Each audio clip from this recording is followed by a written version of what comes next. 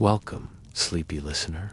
Tonight, we're taking a long, quiet walk through the frozen fields of medieval Europe, where winters were long, food was scarce, and warmth was creative.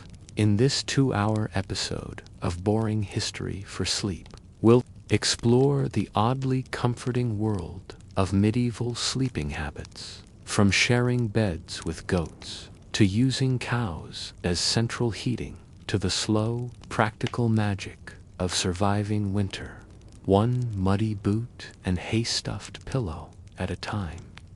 If you enjoy calm storytelling, strange facts from history, and cozy nights by the hearth, you're in the right place. So pull up a blanket, get comfortable, and if you haven't already, don't forget to subscribe to this channel for more slow history, soft voices, and forgotten facts.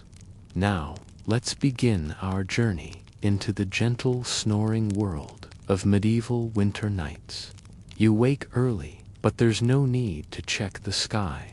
You already know the air has that quiet weight. The first frost of the season. The grass is dusted white. The path to the barn crunches under your leather soles. Your breath fogs. You mutter something about your joints, as if the cold has ears. It's winter now, not by calendar, not by proclamation, but because your body feels it. You are a peasant, not rich, not poor, just a thread in the fabric of your village, which isn't even named on any important map. Your house, if you can call it that, is a one-room, timber-framed hut, wattle and daub walls, a roof made of straw and hopes. There are no windows, only wooden shutters that let in more wind than light, but it's home. You've lived here your whole life. So did your father. So will your children, if they survive the cold. The only real luxury you possess. Animals. 3 sheep, 1 cow, a goat that bleats too loudly, and, for now, they all sleep under the same roof as you. It wasn't always this way. In the milder months, the animals had their own shelter, a lean-to, stable, or small pen beside the house. But now that the colds arrived, things must change. Warmth must be shared. That's not sentimentality. That's survival. There is no central heating, no insulation, no thick wool coats, unless you've spun and dyed and stitched them yourself.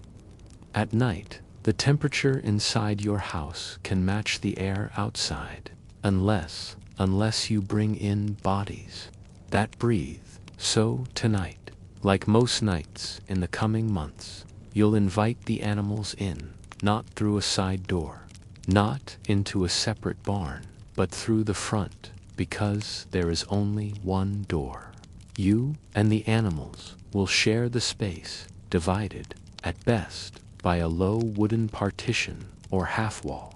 In some homes, there's not even that, just straw on the floor and a respectful understanding that the goat gets the corner. It's not glamorous. It smells, the sheep snore, but it works. The average body, human or animal, gives off heat. A cow, almost as much as a small fireplace. In fact, there's a phrase that will exist centuries later. For cows can heat a cottage.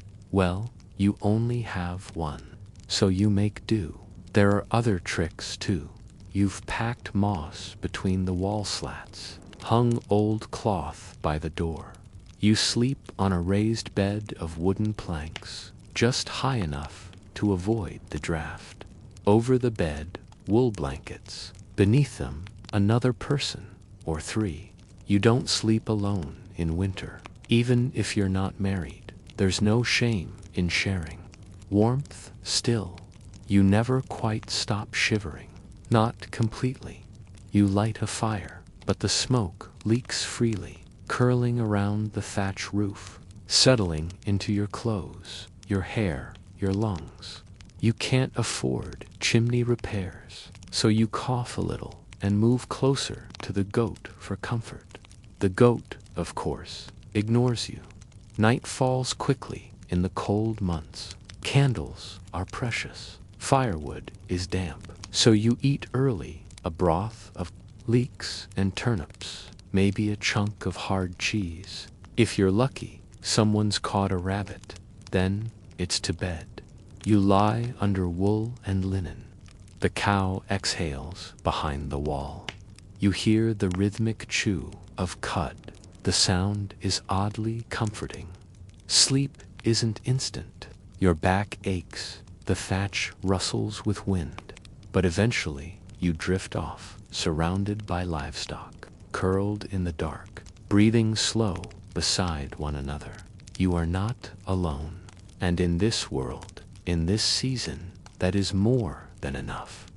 But how did this strange winter habit become common practice? And did people really believe cows made better heaters than fire? It's midwinter now. The days are short, and the sun, when it bothers to rise, is low and gray. You haven't seen a patch of green in weeks. The world is either brown or white, frozen mud or snow-crusted thatch. But you've adjusted. Your body moves slower. Your hands stay chapped. You know how to keep just warm enough to function, and so does your village. Here, winter survival isn't just personal, it's communal. You're part of a small hamlet, maybe 15 or 20 households, clustered tightly on a slight rise above a shallow stream. The homes press in together like a flock of sheep, each one offering its neighbors a little shared shelter from the wind. The layout isn't random, it's practical. Even the walls are built with shared warmth in mind. Your hut butts up against another's. There's no zoning, no backyards, no space for pride, just survival. Sometimes you can even hear your neighbor snoring through the daub, and that oddly is comforting. Inside each home, life slows to a crawl. There are no winter festivals this year. The harvest was thin. The days are filled with small chores, mending worn boots, spinning thread, heating water to wash behind the ears, feeding the animals, your only reliable source of warmth. The animals, of course, are now completely indoors. By midwinter, the cow's breath steams visibly in the house's cold corners. The chickens sleep under the bench. The pig has a place near the fire, if it hasn't already become sausage. Their presence isn't just tolerated, it's necessary. A single cow can radiate as much warmth as for human bodies. The goat adds another. Even the chickens, tucked under straw, give off heat that rises through the cracks in the floorboards, if you're lucky enough to have floorboards. But it's not just about temperature. The animals are part of your rhythm. Now, at night, the goat shifts and sighs. The cow rustles. You don't need a clock. You can measure the night by when the pig grunts in its sleep. You get up once to stoke the fire. You return to your bed, your child curled beside you, the blankets stiff with cold at the edges, warm in the middle. A bowl of barley gruel waits for the morning. The day will be gray again, but at least you slept. These nights go on, and on, and on. Winter lasts for months, and in the 1300s, winters were often longer and colder than today. Climate historians call it the Little Ice Age, a centuries-long stretch of unusually cold winters across Europe. No one knew the name back then, of course. They just knew their bones ached a little more than usual, and so people adapted in the strangest, most sensible ways they could. But what about people who didn't have cows, or who lived in stone cities far from the fields. How did they survive the cold? Not all medieval sleepers were peasants. Some wore robes. Some slept in castles. Some wrote prayers with frozen fingers. Let's visit a monastery now, in the heart of winter, and step into the world of the medieval monk. The abbey stands on a hill, its stone walls dusted white. Inside, the cloisters are quiet, save for the soft footfalls of wool-wrapped sandals.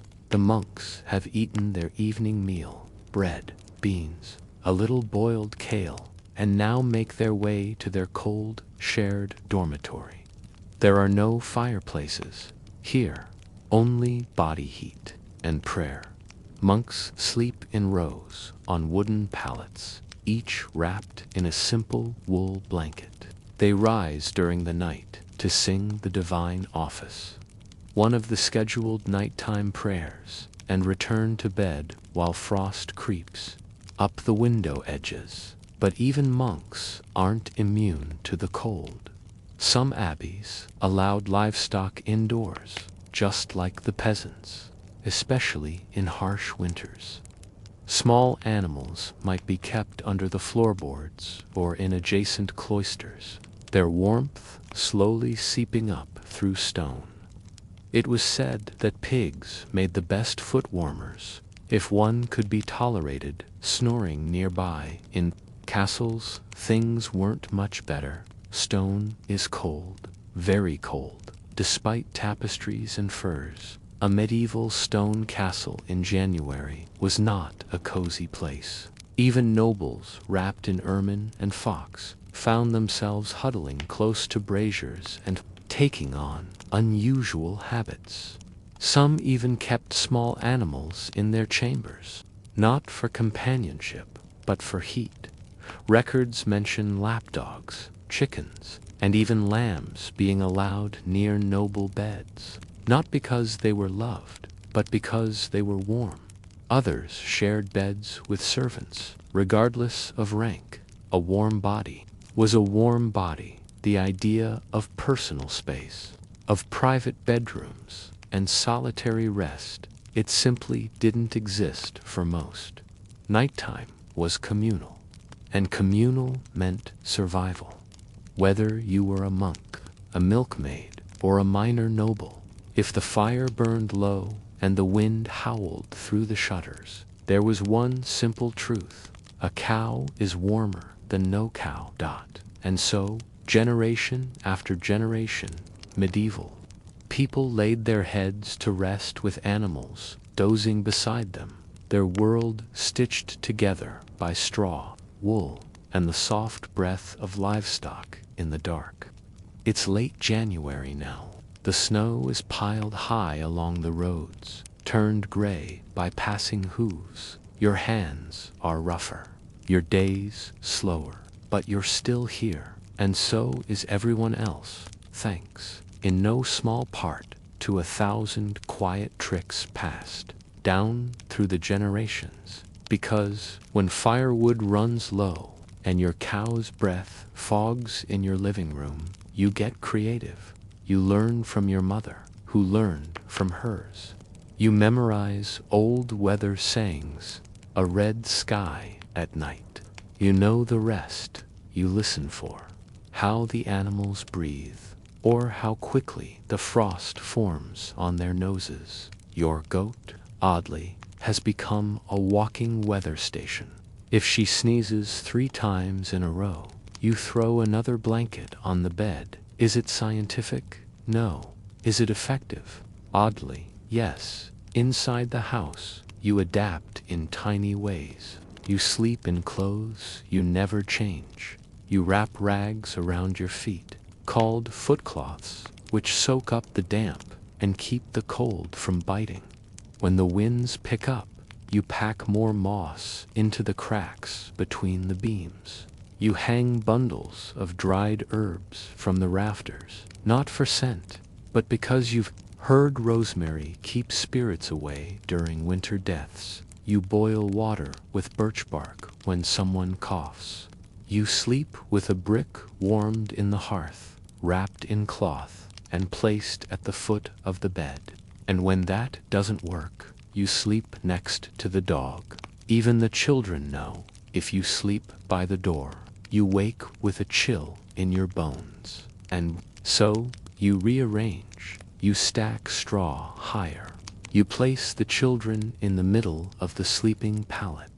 You keep your body close to whoever or whatever is warmest. Sometimes that's your spouse. There's a sort of peace. You pull your patched blanket tighter. You roll over and hear the chicken rustle under the bench. Your daughter murmurs something in her sleep. The goat sighs Dot, and you realize this might be uncomfortable, but it's not unbearable. It's just life. Winter in the medieval world wasn't conquered. It was endured with patience, with livestock, and with 1,000 tiny tricks only a peasant could know. But how did this tradition finally fade away? And what replaced the warmth of animals in the homes of future generations? The first real sign that winter is ending isn't sunlight. It's dripping water trickling down the corner of the hut, icicles falling from the edge of the roof, mud returning to the roads like a long-lost guest. The goat sneezes less. The cow's breath no longer fogs the air inside your house. And suddenly, one morning, you find your feet are warm before the fire is even lit. Spring is coming. For centuries, this rhythm never changed. People survived winter through community, creativity, and cows. But slowly, over the years, the world began to shift. In wealthier towns, chimneys became more common. Not just a hole in the thatch, but actual stone flues that carried smoke upward and warmth downward. In wealthier homes, separate animal barns became the standard, though still very close to the house for warmth and safety. And by the 17th century, especially in parts of England, France, and the Low Countries, people began to talk about animals not belonging indoors. Not because it was odd, but because they finally had options. Heating technologies evolved slowly. The open hearth gave way to enclosed fireplaces, and later to iron stoves. Glass windows began to appear in middle-class homes, reducing drafts. And insulation, crude as it was, improved. Soon sharing a bedroom with livestock became a sign of poverty, not common sense. But even as the habit faded, its memory remained. Folk stories, paintings, old sayings. Grandparents remembered winters when the pig snored louder than Grandpa, and they said it with a strange kind of fondness. Today, we heat our homes with dials and buttons. We press a thermostat and forget that for most of human history, heat came from other breathing beings. Cows, goats, pigs, dogs, even chickens, tucked under benches in the dark. We shared our cold nights with animals, not out of love, but out of shared vulnerability, and perhaps a little warmth to Dot. So, next time you bundle under a thick duvet with warm floors and double-glazed windows, imagine for a moment, a medieval cottage, a cow in the corner, a peasant family wrapped in blankets and laughter, and a goat snoring softly near the hearth. That was winter once, and maybe, in its own strange way, it wasn't so bad after all. Time passes differently in winter, not by sun or clock, but by ritual. In a world where most people could not read and few owned more than a single spoon, the passing of days was felt rather than counted. You woke with the light, what little there was. You slept when the fire faded, when the pig no longer stirred from its straw. The church calendar helped too. Even if you didn't understand Latin, You knew the order of the holy days: Martinmas, when the last pig was slaughtered; Candlemas, when the candles were blessed; Lent, when butter vanished from the pan and boiled leeks reigned supreme. But most of all, you counted winter by the long repetitive days' tasks that blurred into each other like smoke in the rafters. Each day had its own rhythm. In the morning, you gathered ice-crusted kindling from the edge of the wood. If you were lucky, your boots had dried overnight. If not, they squelched with cold against your feet. Inside, someone stirred the porridge pot, yesterday's oats stretched with water and a little lard. You might add a shriveled apple, if you had one, or a bit of crushed garlic, thought to keep the cough away. After eating, the real work began, or rather, the indoor work. Spinning took center stage. The hearth's corner was often known as the spindle nook, where daughters and grandmothers twisted flax into thread. Each twist was hypnotic. The wheel creaked softly, like a sleeping animal. Sometimes stories were told, not loud ones, but slow, meandering tales with no clear beginning or end, the kind that sounded like memory, even when they weren't.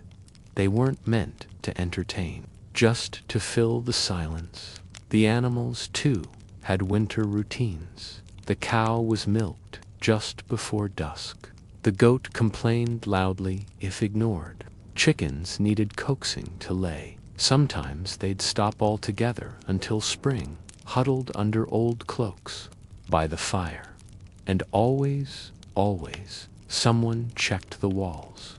Moss fell loose. Drafts crept in. Wind knew how to find the smallest hole. But someone always plugged it with a rag or a rock. This wasn't innovation. This was maintenance. The daily art of keeping death just slightly at bay. Not dramatically, not heroically, just enough. But beyond the peasant's cottage, beyond the cow's breath and spinning wheels, what about others? What did winter look like in the huts of shepherds, or the crowded tenements of medieval cities? Let's leave this cottage behind now, for just a while, and wander to another corner of the cold, quiet map. Asterisk, the fire is far behind you now. Instead, there's just wind. But you know the land, like you know your own knuckles. This path between the village and the distant hills isn't paved. It's made of ruts, sheep droppings, and the memories of hooves that walked it for generations. And in the winter, you sleep outside, but not truly. Outside, you build a little shelter near the edge of a low hill, stones for windbreak, thorn branches on top, straw inside. You light a small fire, hidden from view. Then you lie down beside your donkey, who is both your companion and your heating system. You wrap yourself in your wool cloak, and your donkey breathes steam into the air like a tiny chimney. You fall asleep to the soft, familiar chewing of sheep. It's cold. They curled beside dog's bread to snore and bark at exactly the right time. They wore grease-lined wool that never fully dried, but somehow kept the worst cold out. And when they passed travelers on the road, pilgrims, tinkerers, even monks, they'd nod and keep walking, because everyone was just trying to keep moving, just trying to keep warm enough. In cities, winter was no easier. Narrow alleys funneled wind like a funnel. Roofs dripped from snowmelt that refroze into dangerous icicles by morning. And the poor packed into wooden tenements. City authorities routinely complained about goats on staircases, pigs in basements, and cows tethered near bakeries. But no one really enforced the rules in winter, because even city folk knew No cow meant no milk. No pig meant no breakfast. You stop worrying about the smell of animals. You're just grateful for the warmth everywhere. From hillside shepherds to city alleys, people leaned on livestock, not just for food, but for bodily comfort. A warm sheep on your lap was worth more than a prayer. But it was real, and real kept you alive. But what about the people who couldn't keep animals? The sick, the elderly, the outcast? How did they survive the chill when the firewood ran out?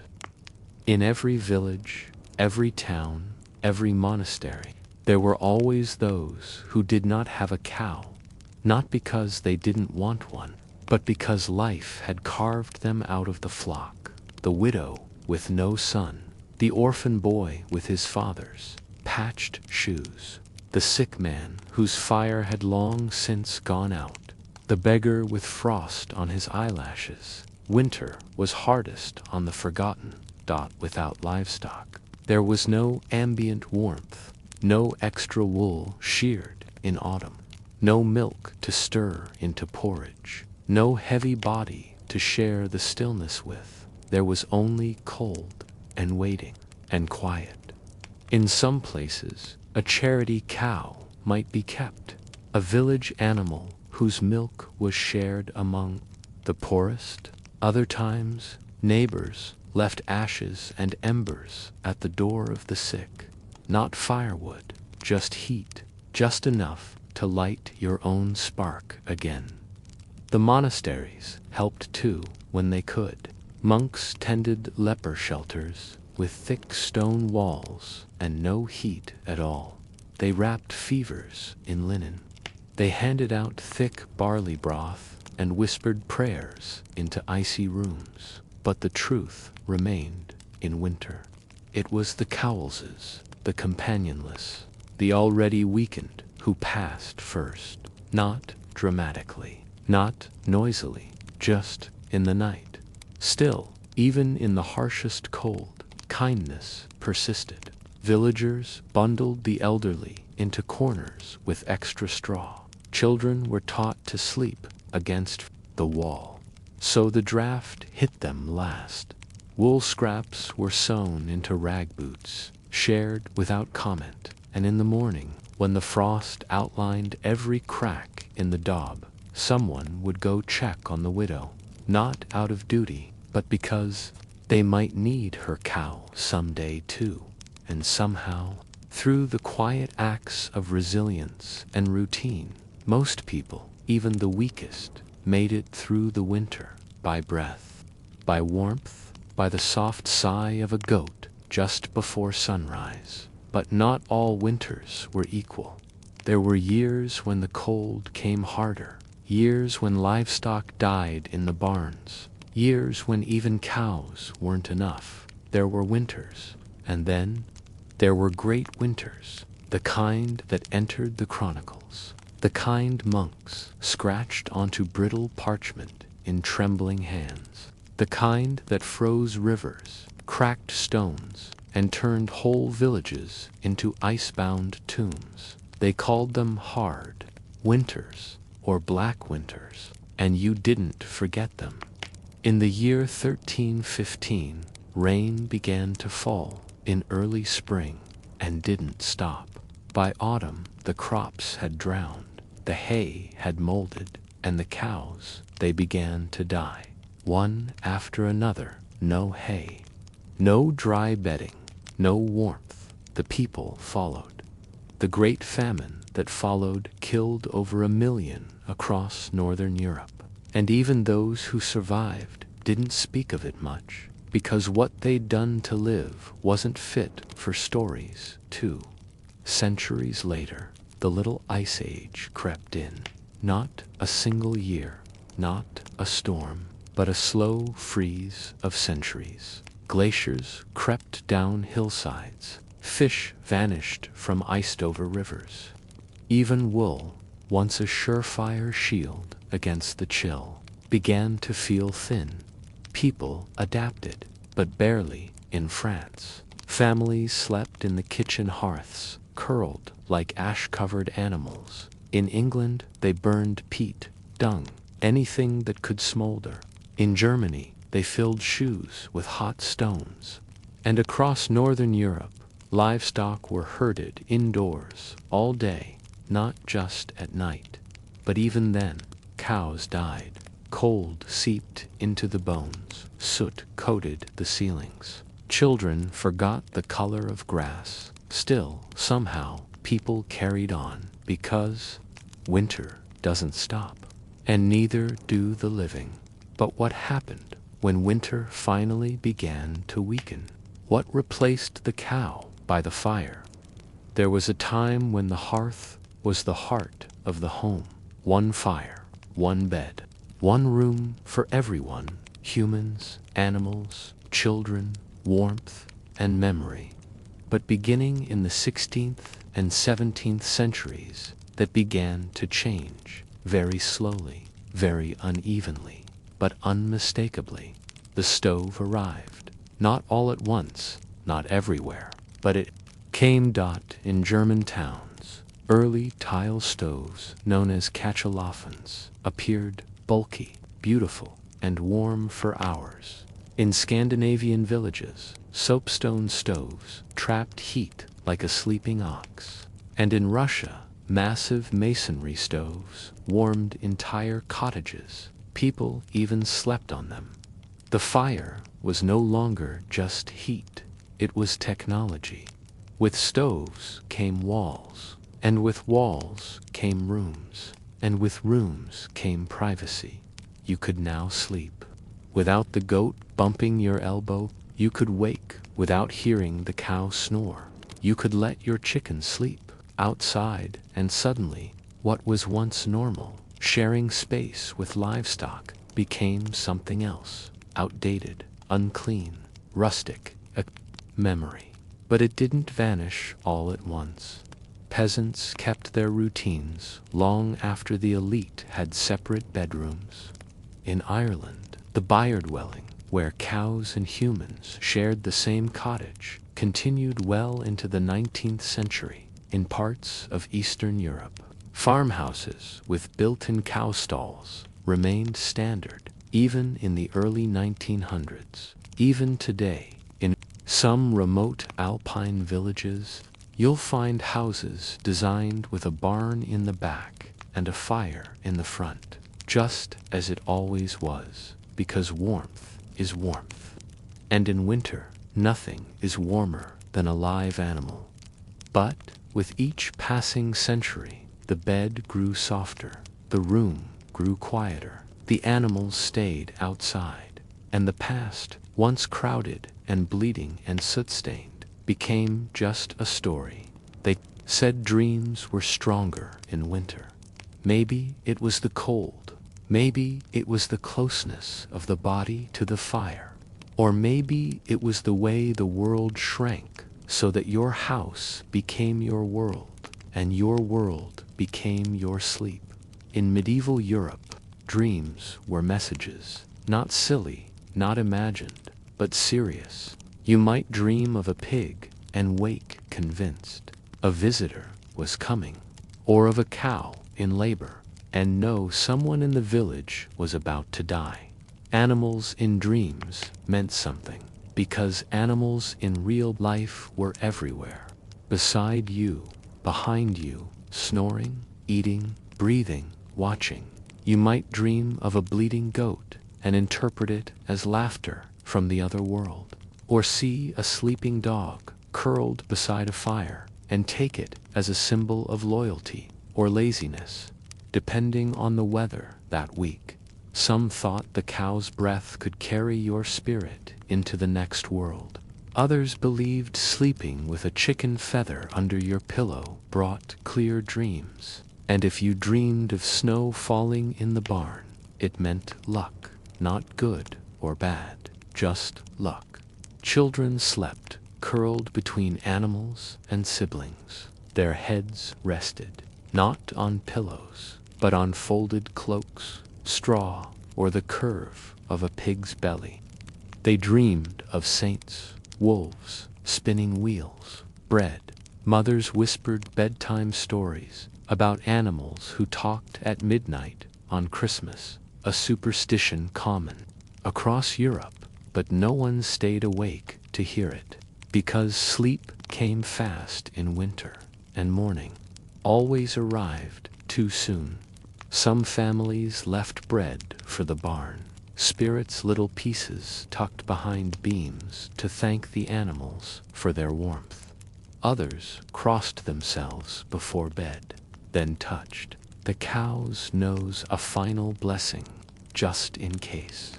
Because in a world where firewood ran out and blankets were scarce, the breath of a living creature was sacred, and maybe, just maybe, that cow or pig or goat beside you, they dreamed too, of grass, of sun, of spring.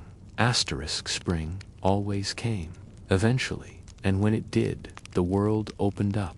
The doors that had stayed shut for months were unlatched. The straw was swept out. The air smelled like wet wood and sheep dung and green things trying to grow inside the cottage.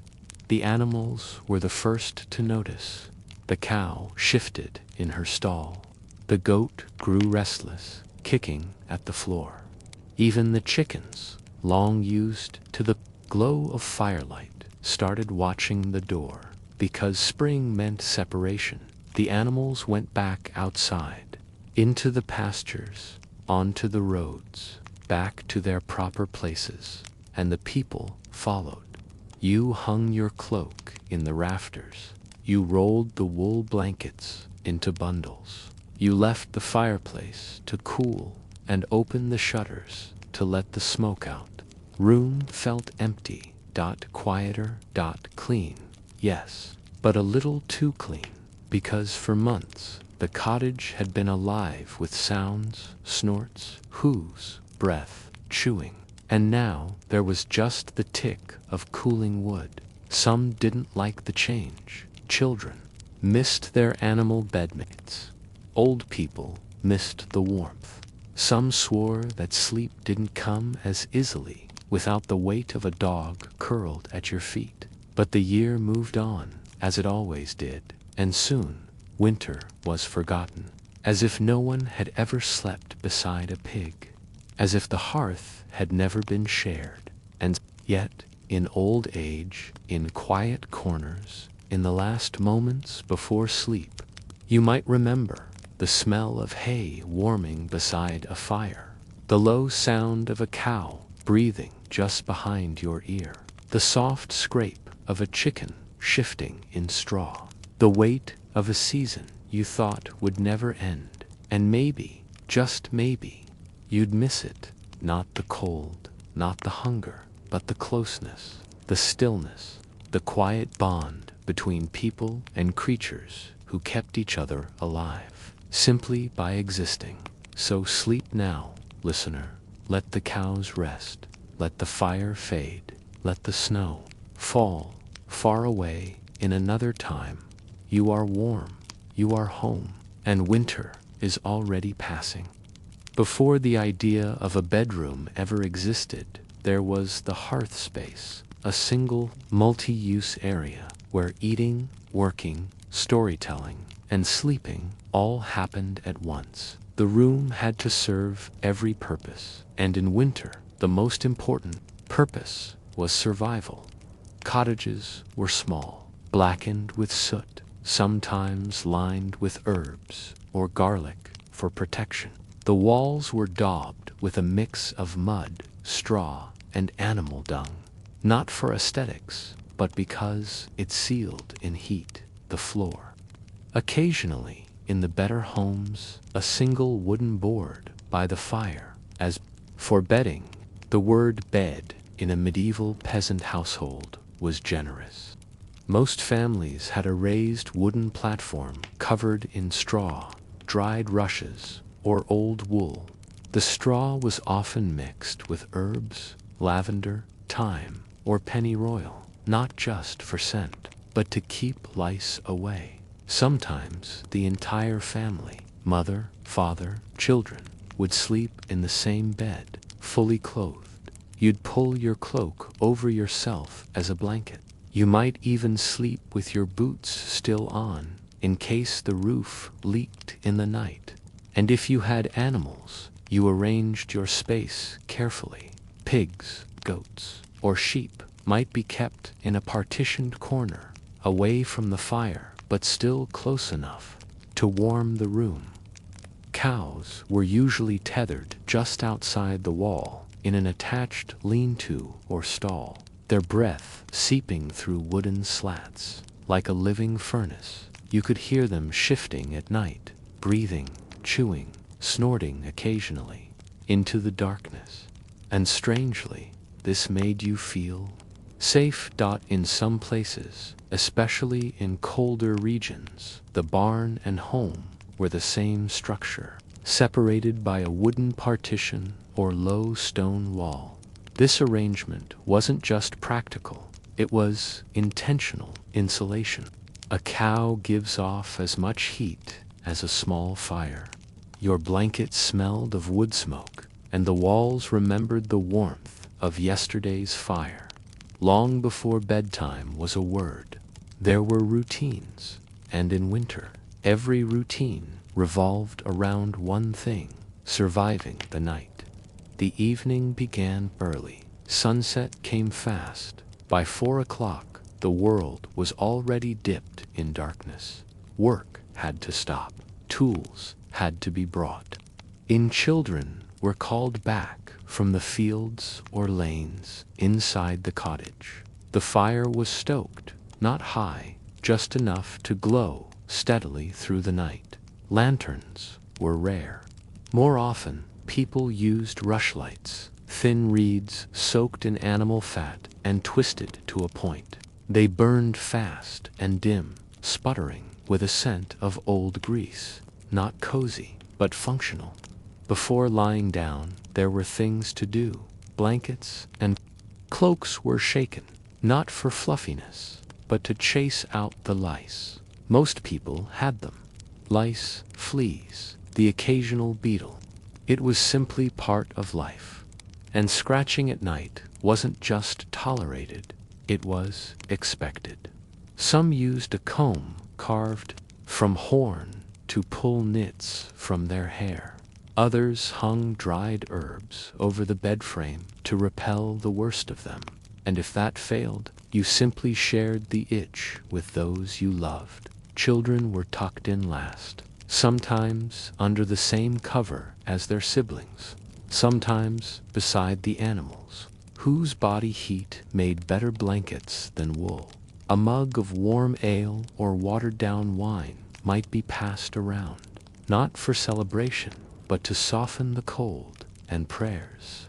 Oh, there were always prayers, to keep the fire burning, to keep the ox from sickness, to keep the child from coughing in the night. Then silence, just the soft rustle of straw, the low breath of animals, and the long, slow arrival of sleep. But what if you awoke in the middle of the night? What happened in those mysterious hours between sleep and waking? Medieval sleep wasn't like ours. It didn't arrive in one long stretch from dusk till dawn. Instead, people drifted into first sleep, then awoke, not fully, but enough to stir, to think, to talk, to pray, and then, after a short while, they sank into second sleep. It was called the watch, a quiet intermission in the middle of the night during the watch. Some would stoke the fire feed, a restless animal check, the coals whisper. To their spouse nurse, an infant or simply lie still and listen. This was not insomnia. It was normal. The body simply paused, and the world, half asleep, breathed with it. The animals were often awake too. The cow might shift and grunt softly. The dog might pad to the door and back again. The chickens murmured in their dreams. These sounds were comforting, proof that the world still turned, even in darkness. Some people even used the watch time for introspection. Monks wrote in journals. Farmers remembered debts. Mothers cradled infants under woolen shawls, humming into their hair. It was a time for small thoughts, and slowly, with no urgency, people drifted back into second sleep, back into warmth, back into stillness, back into the soft chorus of snoring. Humans and contented livestock before the sun. There was the rooster, not always punctual, not always welcome, but determined. He would crow once, then again, cutting through the frost-laced stillness of the dark room.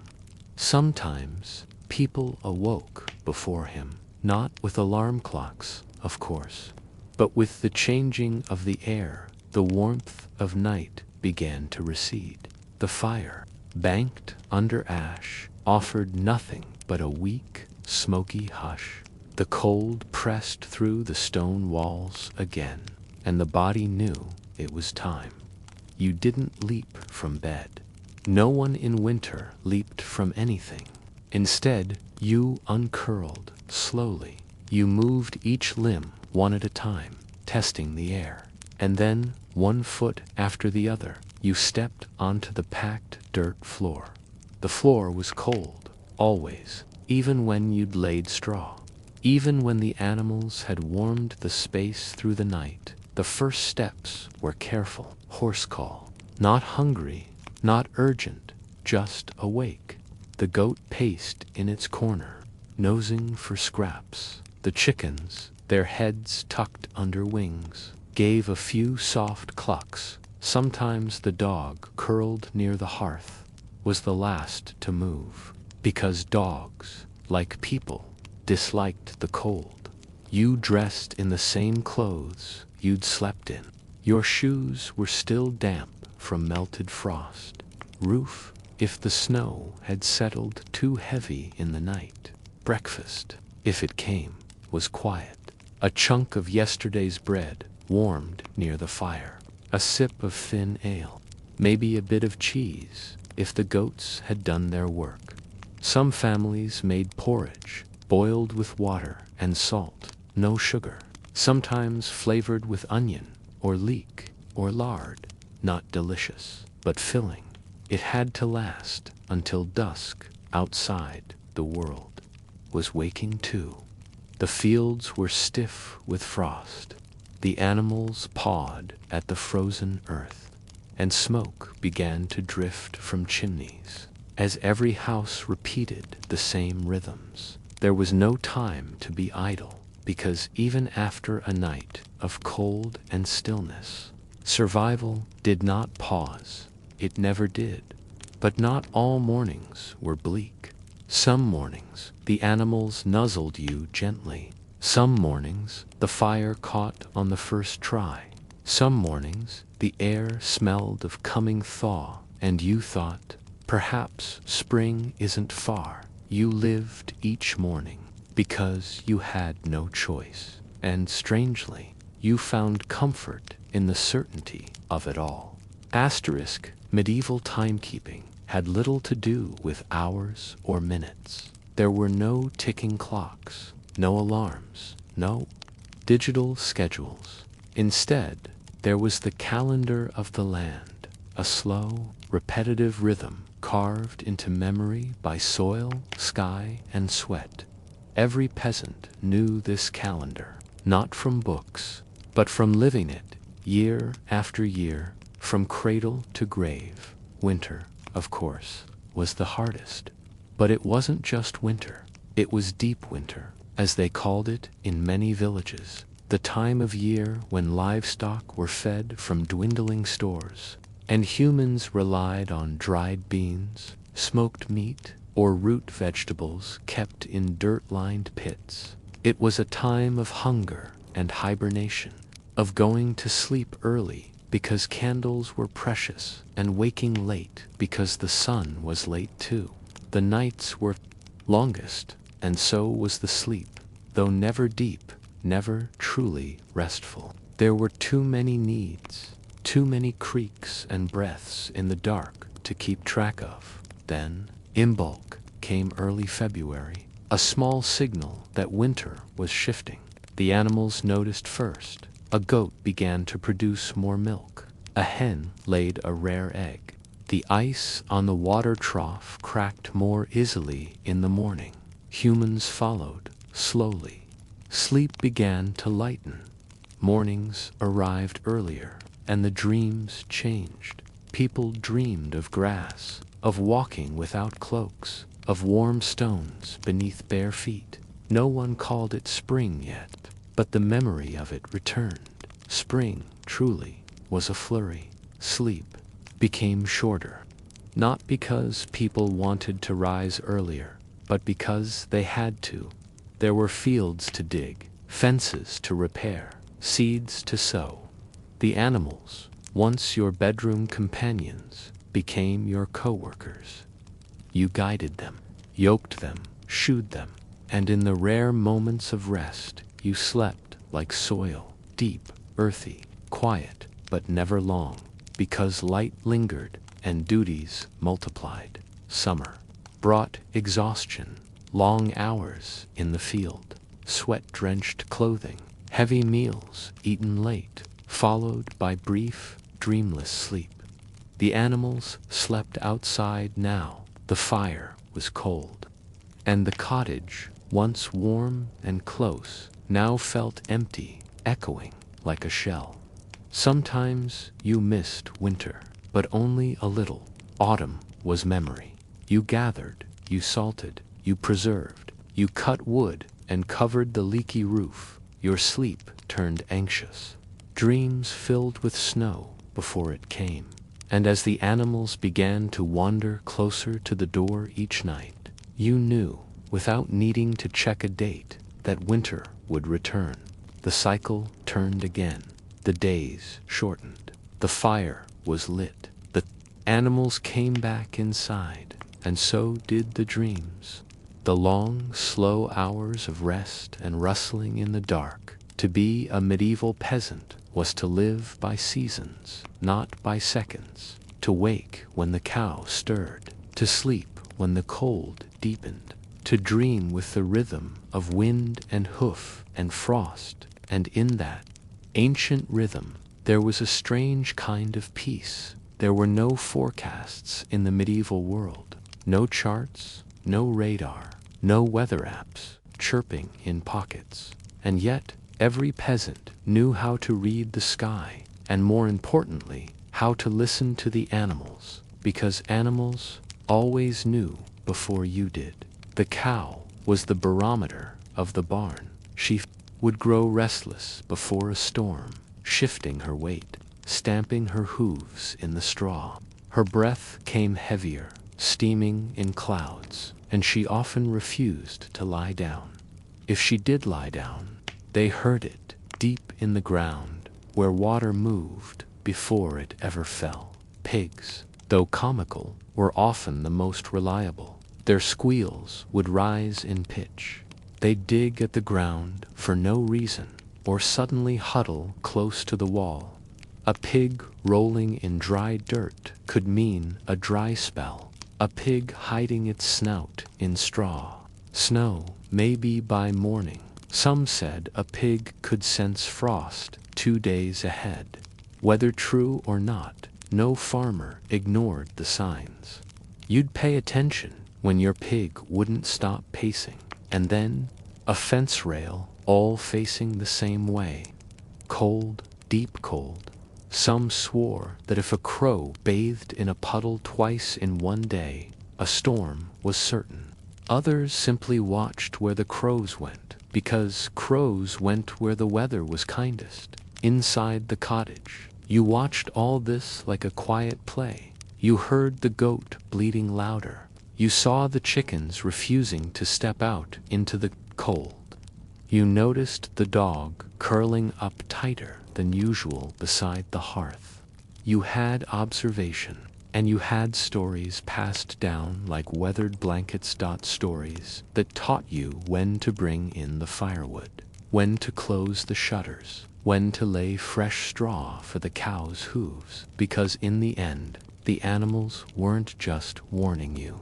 They were preparing with you, living thermometers with breath and hooves and eyes that never blinked at the wind. So as the fire crackled low, and you watched your pig settle flat against the back wall, you didn't need to check the sky. You simply pulled your cloak tighter, tossed another log onto the hearth, and whispered, "We're in for a cold one, aren't we?"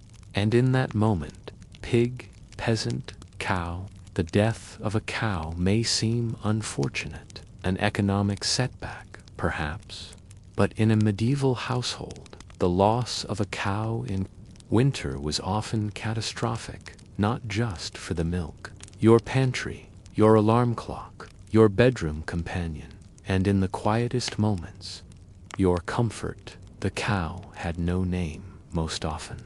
You recognized the way she turned her head before a storm. You knew her size and the way she blinked slowly when you lit the morning fire. So when she fell ill, it wasn't sudden. It started with less movement, then less warmth, then a quiet stall where once there had been breathing and shifting and soft snoring moans. The animals knew first. The dogs sniffed and sat still. The goats grew quiet. The chickens refused to roost too close. You watched and waited, and when the day came, when her head no longer rose, else to do, when the cow died, a winter, the cottage, once shared with hooves and hide, now echoed like a cave. Sleep came slowly. Had to be done. You wrapped her body in cloth. If there was time, and if the ground wasn't frozen too deep, you buried her outside the wall. If not, you waited. Sometimes parts were preserved, hooves boiled for glue, hide tanned for boots, bones dried for tools. But none of it felt like her. She had once been alive, and that meant something in the deep cold. Neighbors might come to help. Someone would bring straw. Someone else might leave a candle or a prayer at your doorstep, because everyone knew you'd lost your warmth, and winter was only halfway through. Some families recovered, others borrowed a cow or went without, but all remembered, because her breath had been part of the house. And now the fire had to work harder. The cloaks had to double, and sleep, once slow and steady, grew broken again. There is something universal, ancient about fire. It demands your attention, asks for your patience, and gives back only what you tend to dot. In the medieval world, the hearth was not just a place to cook. It was the center of the house, the heartbeat of survival, especially in winter. Tucked into the corner of even the humblest hut, the fire was almost never allowed to die. It was smothered at night, banked under layers of ash, not extinguished. The trick was simple. Let the oxygen fade, let the flames sleep, but keep the glow alive, waiting to be coaxed again at dawn. If it failed, you had to borrow fire from a neighbor, walking with an ember held inside a hollowed-out turnip, hoping wind or snow didn't kill it on the way. The hearth served many purposes. Scared away the wolves, just barely. It smoked your cheese, it sterilized your needle, and it lit your face in those long, strange hours after the animals had settled and before the first sleep came. Children sat near it, cross-legged. Elders leaned toward it, hands out, eyes half closed. Wood was wet, or the wind had changed. If it flared unexpectedly, the storm outside might worsen, or someone had opened the door too long. Some people swore the fire responded to voices, that it listened, that it remembered. Old grandmothers murmured to it while stirring pots. Men spat into it after a day's labor, not from disrespect, but as an offering Fire marked time, not hours, but cycles. You learned to measure by it, to log lengths until dinner, half a peat brick till sleep. Stir the stew once every ember shift. No one rushed, because fire taught patience. And fire, if you respected it, stayed loyal. When livestock slept, it was the fire that kept the cold back. A slow, orange-breathing thing in the corner, never speaking, but always there. In many homes, it was the last thing seen before sleep, and the first thing checked at waking. More than warmth, it was ritual. The glowing coals meant you were not alone. You had something alive in the house with you, even in grief, when the cow had died, when the crops had failed. Still warmed your knees, still promised a little light until morning. So, as the night deepened, you'd check it one last time, tuck it under ash, thank it, maybe silently, then lie beside the animals and rest again, because tomorrow the fire would greet you, and so would the frost, and you would face them both together. That concludes our final chapter for this episode. Please consider subscribing to the channel. New slow history journeys are posted weekly, with plenty more cozy, strange, and sleep-friendly stories still to come. Sleep didn't begin when your head hit the pillow, not in the Middle Ages, not in winter. It began an hour before, maybe more, with the quiet, rhythmic making of the bed. Not a bed as we think of today. There were no mattresses, no linen sheets, no memory foam or fitted corners. Instead, there were sacks, large, rough cloth bags stuffed with hay, straw, or sometimes dried moss. They were rotated and refilled often, because over time the stuffing flattened, molded, or took on a smell. No one liked a damp bed sack, but in winter everyone learned to live with it. You began by clearing the straw, the floor straw, that is. Each day brought bits of food, spilled broth, or droppings from an animal that wandered too far. So you swept it aside, gathered the cleanest parts, and used it again for warmth, not for beauty. Then came the sack. You fluffed it, or tried to. Sometimes it crackled with leftover grain husks. Sometimes it poked through the cloth, but it was yours. You placed it near the fire, if you were lucky, or along the wall, beneath the thickest part of the thatch. If the family was large, you might share a bed with a sibling, a cousin, or your own child. Cloaks became blankets. Wool caps were worn to bed, always. Socks, if you owned them, were prized. Clever soul might heat a stone in the fire, wrap it in cloth, and tuck it at the foot of the bed. A medieval hot water bottle. Without the water, another might tuck in close to the dog, if it hadn't already claimed the warmest spot. The animals were part of this routine. The cow gave one last low exhale. The goat settled its legs beneath it. The chickens clucked once or twice and went still. The dog scratched once at its ear, circled twice, and sighed. The house dimmed. The fire hissed beneath Ashdod, and you, finally, lay down. Sleep did not come fast. You listened first to the breath of the people near you, to the rustle of fur and feather, to the creak of the wind through the shutters. Then your body remembered the aching knees, the rough elbows, the bent spine from a day of labor. You stretched your toes toward the still warm stone.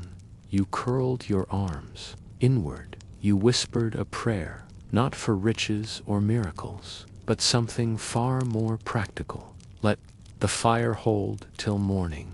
There was no bedtime story, but the rhythm of winter told its own tale. and in that worn sack, beside the goats and shadows, you slept. We imagine sleep today as one long descent, a single, solid 8-hour plunge into darkness. But in the medieval world, sleep came in. 2 acts. And between them, the air grew cold.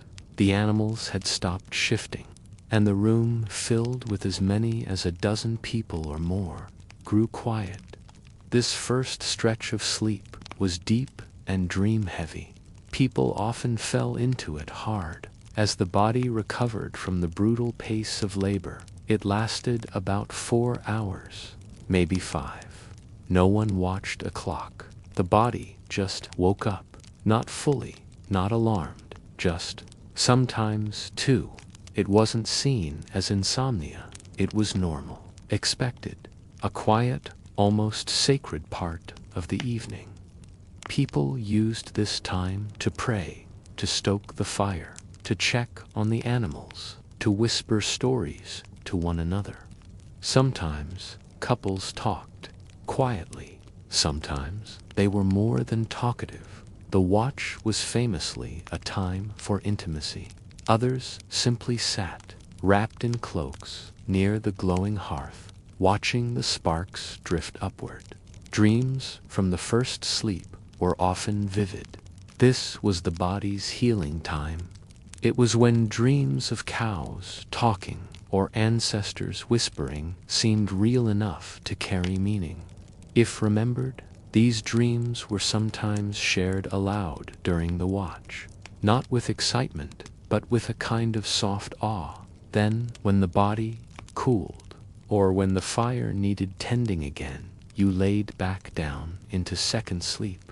This second stretch was lighter, more interrupted, but still important. It often led right up to dawn, to the clatter of the first bucket, to the stirring of chickens, to the dog shaking sleep from its coat. People woke naturally from second sleep, not groggy, but prepared, because they had already watched the night come and go, and they knew the sun was near. It was a rhythm made for firelight, for long winters, for listening to cows breathing just a few feet away. First sleep, then firelight, then second sleep, and always the quiet knowledge you were not alone in the dark. Before they closed their eyes, before they banked the fire, before they curled into wool and straw, medieval people called on the saints, not just for big things, not just for healing or harvests or storms, but for the quiet, personal wish to sleep deeply through a winter's night. There was Saint Dymphna, protector of dreams and minds. If you feared nightmares, you whispered her name, lit a tallow candle, and made a cross on your pillow. Some households carved her initials in the wooden bed frame, just in case. For children, it was St. Nicholas, not the jolly one yet, but a quiet, monk-like guardian. He was asked to still the child's feet, to calm their turning in sleep, to watch over them if fever came. In homes where children had once died in the cold, a small token, a wool doll or a carved cross, was left at the foot of the sleeping sack. It wasn't to frighten, it was to remind. St. Leonard was a patron of prisoners. But in winter, he was also invoked for those trapped indoors, kept close by snow, by ice, by old bones that could no longer kneel to pray. Some said, if you whispered his name 3 times while stirring the fire, he'd keep away the rats. Others swore by Saint Blaise, protector of throats, who guarded sleepers from choking on phlegm in the night. You might laugh, but if you'd ever woken coughing in the dark, with no remedy but cold water and wishful thinking, you might whisper his name too. There were objects, too, simple things made sacred by belief. A sprig of rosemary hung near the bed, A garlic clove under the mattress to keep away bad dreams. A pinch of salt on the windowsill, not for flavor, but for protection. Some placed bread crusts near the hearth to invite kindness from spirits, or to keep away mice. No one was quite sure anymore, but everyone did it. Prayer was a ritual, but not always a formal one. Sometimes it was just a whisper. Let me sleep through the night. Let no sickness come. Let the cow be warm. Let the child not cry. Sometimes it was a song, one verse, then sleep. Sometimes it was silence, because you'd said it the night before, and you were too tired now. But even that silence felt heard. So as the last candle guttered, and the sack of straw settled beneath you, you were never quite alone. A saint watched, a charm rested nearby, and your breath, slow and fogging the cold air, meant not the way we think of quiet. Because when you slept near animals, you heard everything, the breathing, the shifting, the huff of warm air from wide nostrils, the rattle of a hoof against the wooden stall, and yes, even the occasional fart, low, slow, and entirely unbothered. A cow asleep doesn't snore the way a human does, but it rumbles, deep, steady, like a small landslide that never quite finishes. Sometimes she chewed her cud in her sleep, the jaw moving slowly in circles, like she was dreaming of grass she hadn't eaten in months. The sound wasn't unpleasant. It was reassuring, the kind of sound you could fall asleep to and know you were safe. The goat made smaller sounds, a little HHHMF, a delicate hoof scrape. Once in a while, a sneeze so abrupt it startled even the chickens. Chickens didn't cluck loudly at night, but they shifted often, tiny thuds of feet hopping from perch to perch, or a muffled protest when one feathered behind bumped into another. Some would mumble in their sleep.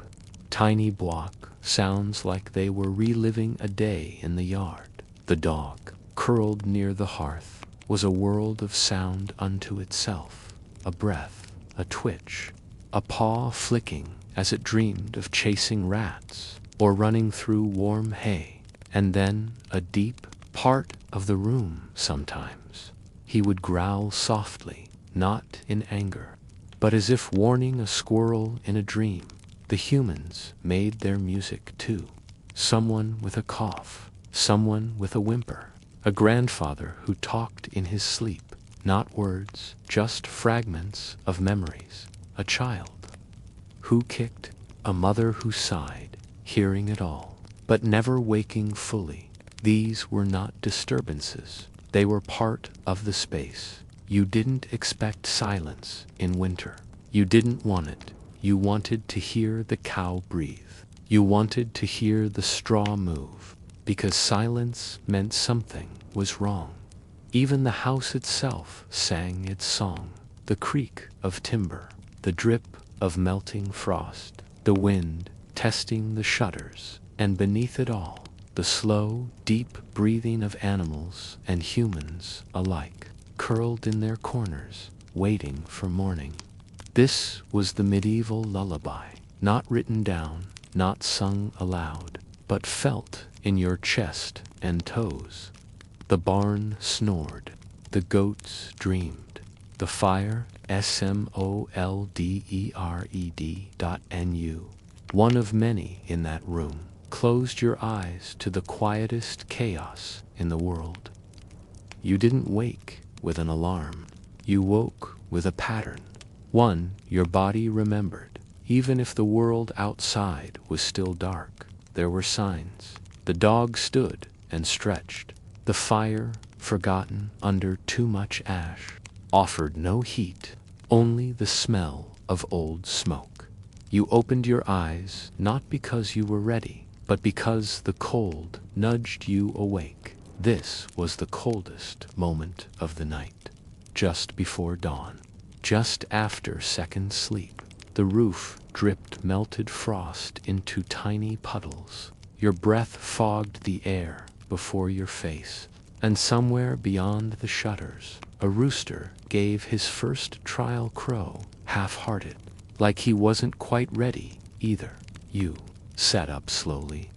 Everything ached from the straw mat beneath you, from the curl of your spine, from the stubborn dampness that never left the cottage walls. You pulled your wool cloak tighter, maybe slipped your feet into frozen shoes, maybe cursed the person who'd taken the warmer side of the bed. And you listened, because before moving, you always listened. The cow stood. You heard it before. You saw it. A heavy, deliberate shifting of weight. She knew what came next. She was waiting. The goats stirred. The chickens ruffled.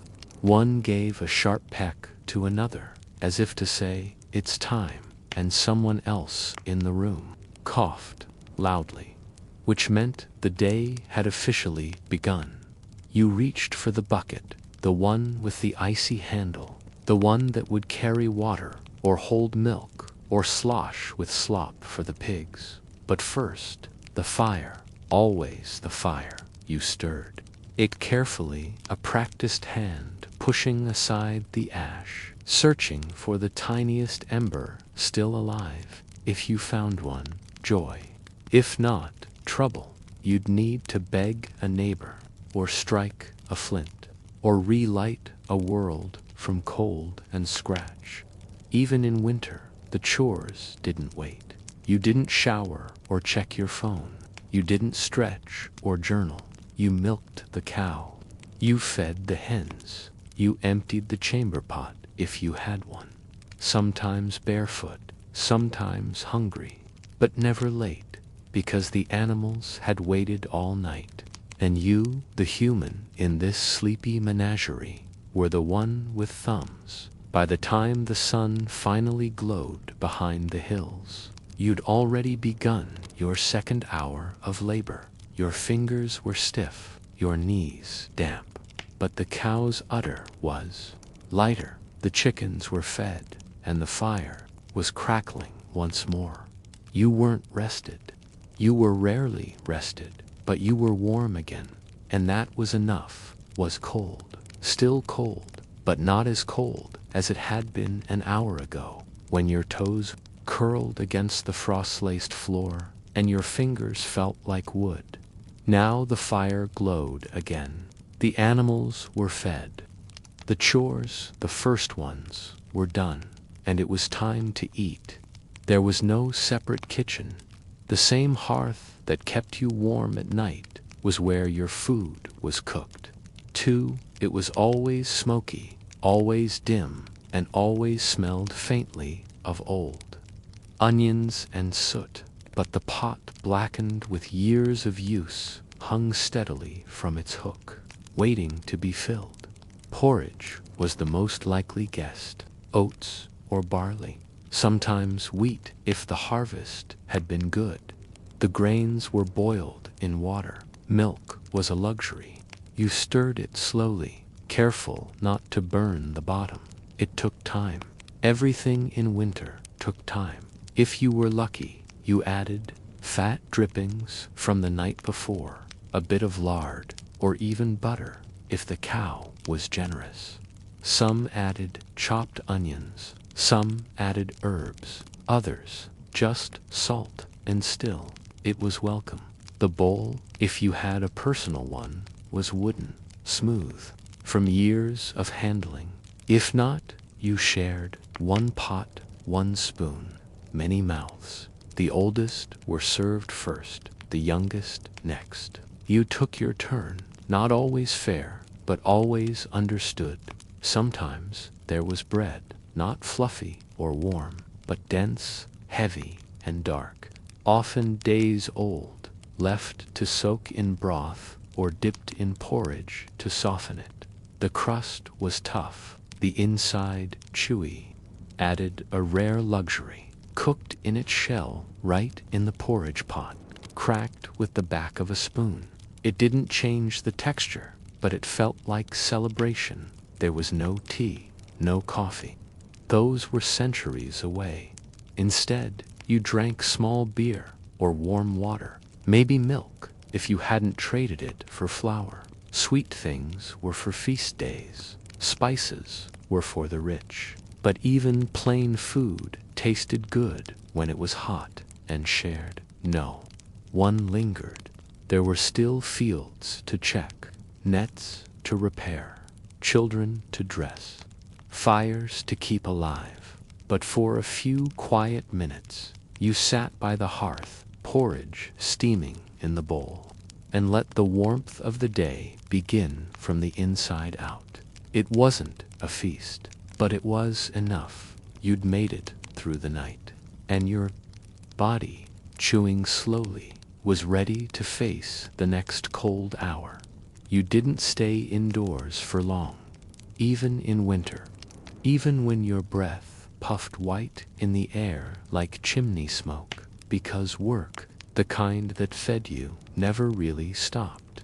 The fields might be fallow, the trees bare, but the land still needed watching. You stepped out, wrapped in layers. A linen shirt, a wool tunic, a patched cloak that smelled of wood smoke and sheep, and still the cold bit through. Your boots, if you had them, were stiff, not warm, not dry, just better than nothing. You pulled them tight and stepped out onto frozen ground that cracked beneath your heels. The frost hadn't melted. It wouldn't, not until midday, if the sun even showed itself. First stop, the tools. You found them where they always lived, leaned against the stone wall, half buried in snow, metal so cold it could burn. The hoe handle was slick with ice. The shovel had splinters you never smoothed. The bucket, used hours ago for milking, had frozen at the bottom. You kicked it once. The ice inside didn't flinch. If you were a plowman, you checked the ox. His breath steamed. His eyes were crusted with frost. You fed him something warm, ran your hand down his back, both of you pretending this routine made it easier. Some dug up turnips, stored in piles under straw. Others chopped frozen dung, used to patch walls or fuel fires. Some walked the hedge lines, checking for gaps where animals might sneak through. If you were very unlucky, you were the one sent to break the ice on the pond so water could be drawn. Your hands didn't warm up. You breathed on them. You flexed your fingers in your sleeves. Sometimes you shoved them in the ox's fur. He didn't seem to mind, but nothing truly helped. They stayed red, they stayed stiff, and still the work went on. You didn't complain. Or if you did, you muttered it under your breath to the wind, or the dog that followed you, tail down, paws cold. Everyone's hands were cold. Everyone's boots leaked when the clouds finally shifted and the sun showed itself a low, pale disk. You stood for a moment and just looked at it, not for warmth, not for comfort, but because it reminded you this day, too, would pass, and maybe the next one would be warmer. By noon, you'd be back inside, stirring the fire, rubbing your fingers, waiting for the next task. But for now, you pressed on, step by frozen step, would come again eventually. You came back inside in silence, not in defeat, but with the weight of cold work behind you. Your boots thudded on the packed earth. Your fingers, still stiff, barely unlatched the door. And inside was warmth, dim, quiet, and smoky. But compared to the outside, it felt like summer. The hearth was no longer roaring, just glowing softly, like a heartbeat in the stones. You didn't need more food. You didn't need more chores. What you needed now, more than anything, was a little sleep, not the night's long surrender, but a nap, a middle love day exhale that felt almost holy. You didn't lie in a bed. Beds were for the dark hours. Beds were shared, crowded, full of snoring and wool and elbows. This was different. You found a corner near the hearth, a sack of grain, a folded cloak. Maybe the dog had already claimed it, and you curled beside him. You leaned your back to the wall, pulled your hood down, and let your eyes flutter shut.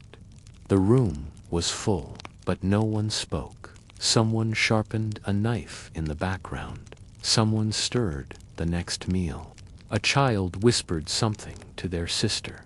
But no one disturbed you, because everyone knew this moment mattered. In a world without insulation, without central heat, without long hours of rest, ... A nap wasn't laziness, it was survival. Your body needed it to thaw, to reset, to prepare for whatever came next. Whether it was chopping wood, or mending a fence, or simply waiting for the next freezing night. Even animals dozed. The cow stood, eyes half shut, swaying gently. The chickens nestled into corners. The goat, bell around its neck, silent for once, snored quietly on a bundle of hay. And in this brief window of stillness, between dawn's labor and dusk's gathering chill, you joined them. You didn't dream. You didn't move. You simply rested. And in doing so, you made it through another day. Thank you for spending time in this quiet little corner of history. If your eyes are still open, may they now close. If your heart feels a little lighter, may it stay that way. And if you're still awake, there are many more stories waiting. But for now, this one ends. Boring history for sleep is here to remind you, even the dullest moments kept people alive. Thank you for listening. Good night.